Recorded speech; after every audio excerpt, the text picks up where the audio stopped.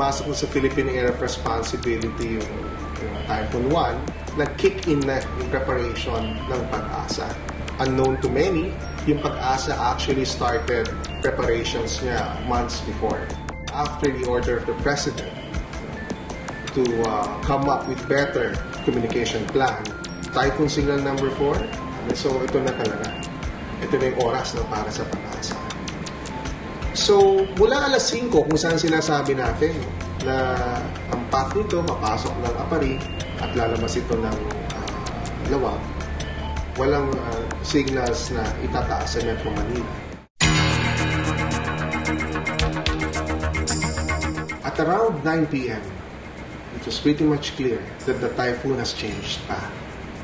Crucial na crucial yung bagay na yan, lalong-lalo na dahil at around that time, iniisip na namin, nakita na nila ang kahalagahan na magtaas ng signal para dito sa Metro Manila. We knew that we had to hit it right. We knew that we cannot afford to make a major mistake. We knew that the people are relying on us. Bago mag-alas 10, alam na namin na kailangan namin lumabas ng mas maaga than 11. But, at that point, really, talagang ito sa tense-filled moment, alam namin kung gaano ka-crucial yung magiging desisyon na yun. Hindi na nga sa Apari, pero saan? Saan papasok itong si Typhoon 1? Lumabas na nga ang entry would be sa Isabela. But we had to verify. May mga models, tinignan namin yung international tracking. Iba pa rin ang ruta nila.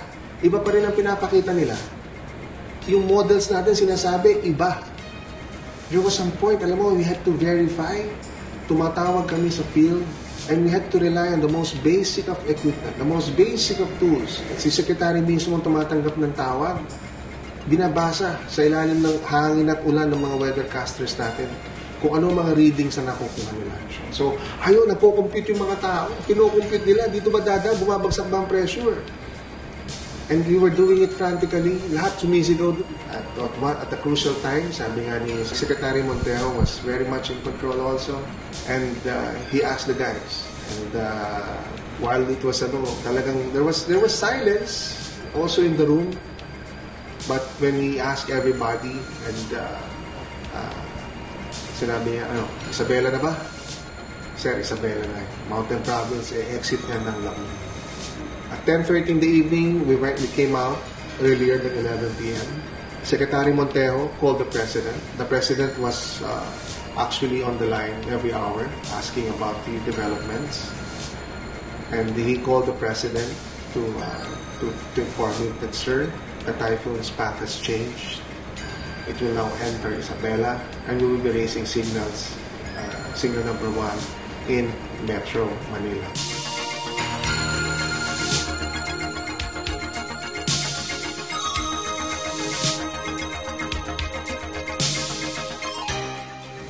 It was really a product of teamwork, a product of solid teamwork and belief in ourselves, a change in mindset, and I'm so proud.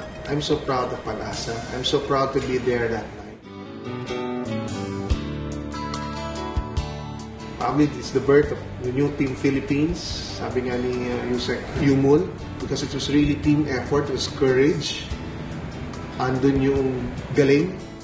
Napaka-importante mahalin yung trabaho kasi yung tulad sa amin, yung trabaho namin ay nakasalalay yung buhay ng ating buhay ng tao. So mahalin yung trabaho dahil at the end hindi natin malalaman, hindi natin nakikita, may nagpapasalamat sa iyo. Meron nagpapasalamat, congratulations mula sa hindi kilalang tao na maganda yung trabaho namin. So yun dapat, mahalin yung trabaho at walang in-expect na kapalit. Yung patuloy na sa mga katulad nating empleyado ng gobyerno, patuloy lang ba tayo mag-provide ng magandang serbisyo publiko para naman po maging mas maayos yung buhay natin mga babae.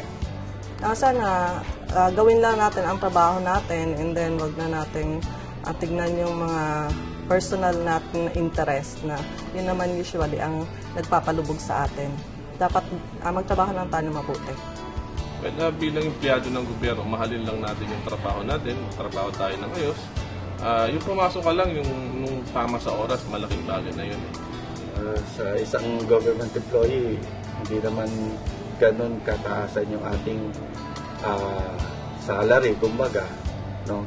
Pero yung dedication, dapat makita pa rin dahil tayo nasa serbisyo publiko.